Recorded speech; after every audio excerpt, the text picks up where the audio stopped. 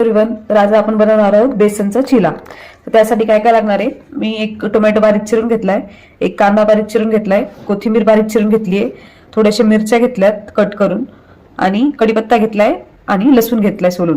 तर आता आपण मिरची, कढीपत्ता, थोडीशी कोथिंबीर आणि लसूण हे सगळ्याची पेस्ट करूया मिक्सरमध्ये.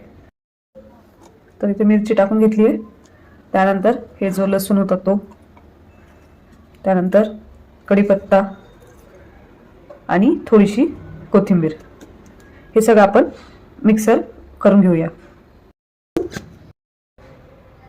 बघू शकता छान प्रकारे मिक्स झाले. इथे एक बाउल घेतलं, त्यामध्ये 1 वाटी बेसन पीठ, तुम्ही त्याला डाळीचं पीठ पण बोलतात काही लोक. त्यानंतर एक छोटी वाटी ज्वारीचं पीठ टाकायचं, त्याने चव छान येते आणि आपले जे चिले ते खुसखुशीत होतात. आणि थोडासा रवा. जास्त बनवायचे असतील तर तुम्ही थोडी जास्त क्वांटिटी घ्या. त्यानंतर हे सगळं मिक्स करून घ्यायचं. त्यामध्ये बारीक चिरलेला कांदा, बारीक चिरलेलं टोमॅटो आणि कोथिंबीर टाकून घ्यायची. नंतर आपण ही मिक्सरमध्ये पेस्ट केली होती मिरची, कोथिंबीर, कढीपत्ता आणि लसूणची, ती टाकून घ्यायची. त्यामध्ये थोडासा ओवा हातावर स्मॅश करून घ्यायचा आणि याच्यामध्ये टाकायचा. त्यानंतर थोडीशी हळद, अर्धा किंवा 1 चमचा टाका हळद, आणि चवीनुसार मीठ.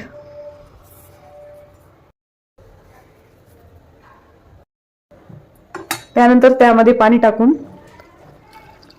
तुम्हाला जशी कन्सिस्टन्सी पाहिजे तसं पाणी टाकू शकता डोश्यासारखं, आणि सगळं मिक्स करून घ्यायचं.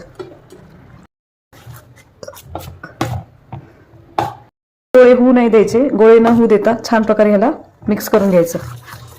तर तवा छान गरम होऊ द्यायचा कडक. त्यानंतर आपण असं थोडं सगळीकडे तव्याला तेल लावून घ्यायचं, कारण ते आपले जे चिले आहेत ते चिटकणार नाहीत.